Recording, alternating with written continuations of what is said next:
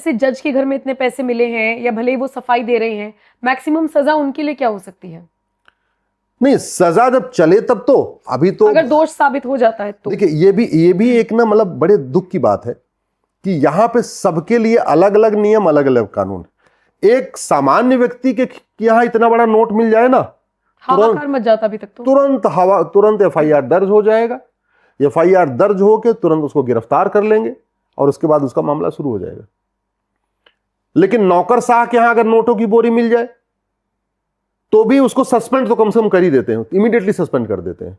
कोई भी नौकरशाह हो, सस्पेंड तो तुरंत कर देते हैं, टर्मिनेट भले नहीं करते हैं, काम शुरू हो जाता है। लेकिन जज साहब के यहाँ अब मिलिए, अब प्रोसेस देखिए, मतलब कानून हमारा देखिए। उनके यहाँ पहले इन हाउस इंक्वायरी होगी। इन हाउस इंक्वायरी कौन करेगा? जज ही करेंगे। तो जज साहब के यहाँ नोटों का बंडल मिला, जज ही साहब इन हाउस इंक्वायरी करेंगे। अच्छा। और अभी तक पिछले 75 साल का रिकॉर्ड ये बताता है किसी भ्रष्टाचारी जज को कुछ नहीं हुआ है। किसी भी पैसा लेके गलत फैसला देने वालों जजों को कुछ नहीं हुआ है। केवल इतना किया जाता है, उनसे कह दिया जाता है तुम इस्तीफा दे लो।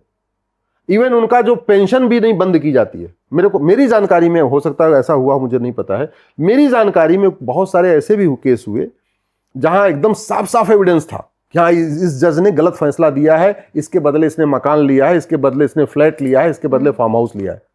तो उस जज को सीधे बोल दिया काम करो, इस्तीफा देकर निकल जाओ तुम चुपचाप। यहाँ लखनऊ हाईकोर्ट में हो चुका है। एक जस्टिस थे, उन्होंने एक बहुत बड़े हॉस्पिटल वाले से, एक मेडिकल माफिया है, एजुकेशन माफिया है पूर्वांचल का, उससे उसका उन्होंने काम किया था, उसके बदले फेवर किया था। ये मैं तब की बात बता रहा हूं जब जस्टिस दीपक मिश्रा सीजेआई हुआ करते थे। ठीक है, उसका क्या हुआ? कुछ नहीं हुआ। इन हाउस इंक्वायरी हुई, इंक्वायरी के बाद उसको कहा भाई तुमने तो कुछ पैसा माल पानी लिया हुआ है, तो काम करो तुम इस्तीफा दे लो बस। ये कोई तरीका है क्या? कठोर आप एक बार, और मेरा तो ये मानना है जितना बड़ा पद हो उसकी नैतिकता उससे ज्यादा होनी चाहिए, और जितना बड़ा पद हो उसकी सजा उतनी कठोर होनी चाहिए। तब तो आम जनता में समझ में आएगा, सबक जाएगा। अरे बाप रे बाप, जज साहब को 20 साल हो गया, 30 साल सजा हो गई, हमारी क्या हालत होगी?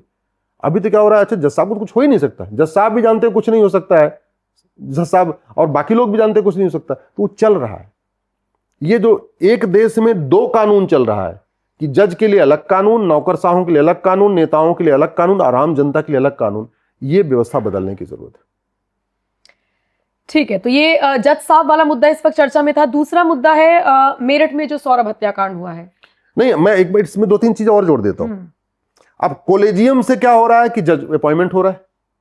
तो कॉलेजियम में क्या हुआ कि 10 वकील जो पिछले 20 सालों से एक साथ कोर्ट आते थे, एक साथ कोर्ट से जाते थे, एक साथ लंच करते थे, एक साथ शाम को बैडमिंटन खेलते थे, पूरी अच्छी खासी दोस्ती पिछले 10 साल से 20 साल से, उसी में से एक वकील जज बन गए।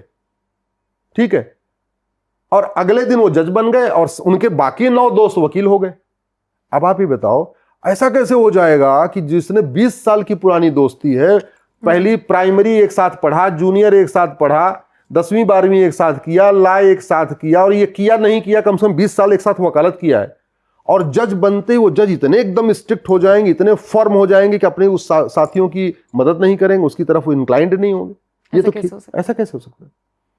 तो ये सिस्टम ही है। मैं तो पिछली कई बार कह चुका, कम से कम कॉलेजियम जब तक नहीं खत्म हो रहा है, इतना तो करिए कि जिसको जज को अपॉइंट करिए, कम से कम उस हाई कोर्ट में उसको जज मत बनाइए। मान लीजिए इलाहाबाद हाई कोर्ट से आप किसी वकील को जज बना रहे हो, तो इमीडिएटली आप उसको जज बना के किसी और कोर्ट में भेजो, उसको इलाहाबाद में क्यों रख रहे हो? अब ये जस्टिस वर्मा जिनके यहाँ पूरा बंडल मिला है, ये वहीं पैदा हुए, वहीं वकालत किए और वहीं जज बने और वहीं कई साल तक जज रहे। तो आप ये सोचो कि अभी दिल्ली में नोटों की बोरी मिल रही है, जब ये इलाहाबाद हाई कोर्ट में रहे होंगे तो इन्होंने अपने साथ वालों का और क्या क्या किया होगा भगवान जाने। वापस उनको वहीं तो भेजा गया है, और फिर हो क्या रहा है कि वापस वहीं भेज दे रहे हैं, मतलब जहां से आए वहीं चले जाओ। तो वहां वालों ने विरोध किया।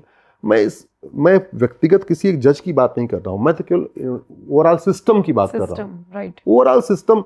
जैसे आप ये देख लो कि जो आईएएस होता है अपने जिले में नहीं रह सकता, उसकी पोस्टिंग उस जिले में हो ही नहीं सकती। उस जिले में छोड़िए, उसके सराउंडिंग जिलों में भी नहीं हो सकती। मतलब अगर आईएएस का घर आपके मेरठ में है तो मेरठ की बाउंड्री से टच करने वाले जितने जिले हैं उन सारे जिलों में उस आईएएस की पोस्टिंग नहीं हो सकती। हम क्यों नहीं हम ये मामला जुडिशरी में लागू कर रहे हैं कि जो वकील जिस कोर्ट्स में पूरी वकालत किया है उसको हम उस कोर्ट में जज बिल्कुल नहीं बनने देंगे। हम जैसे जज बनाएंगे भी उसको कहीं और भेज देंगे।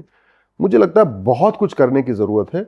अब देखते हैं, इतनी बड़ी घटना आ गई है, केवल खबर बन के रह जाएगी, 2-4 दिन इस पे चर्चा होकर रह जाएगी, उसके बाद वो भी दब जाएगा मुद्दा। वो दब जाएगा, या वास्तव में संसद में चर्चा करके जुडिशियल रिफॉर्म पे चर्चा होगी, जुडिशियल चार्टर लागू होगा, ऑल इंडिया लेवल पे एक एग्जाम शुरू होगा, जो अपॉइंटमेंट का सिस्टम सही होगा, रिस्पॉन्सिबिलिटी अकाउंटेबिलिटी तय की जाएगी, और जहां प्राइमा फेसाई ये दिखेगा कि भाई जज बार बार ये गलत फैसला दे रहा है, तो कम से कम ऐसे लोगों को सस्पेंड करके, टर्मिनेट करके इनको जेल में डालने की व्यवस्था होगी। ऐसा नहीं, हम ये नहीं कह सकते कि पिछले 75 साल में किसी जज ने ऐसा काम नहीं किया उसको जेल में न डाला जाए। बहुत सारे जजों ने जेल जाने लायक तक काम किया है, लेकिन उनको डाला नहीं गया। हमारे पास ये व्यवस्था ही नहीं है कि उनको जजों को जेल में डाल दें। आपने कोलेजियम का जिक्र किया, और मैं इस खबर को लेकर जब पढ़ रही थी तो उसमें भी लिखा हुआ आया कि भाई कोलेजियम बैठक बुलाई गई। समझाएंगे थोड़ा सा क्या है दर्शकों को, क्या होता है ये, इसमें कौन कौन शामिल होता है?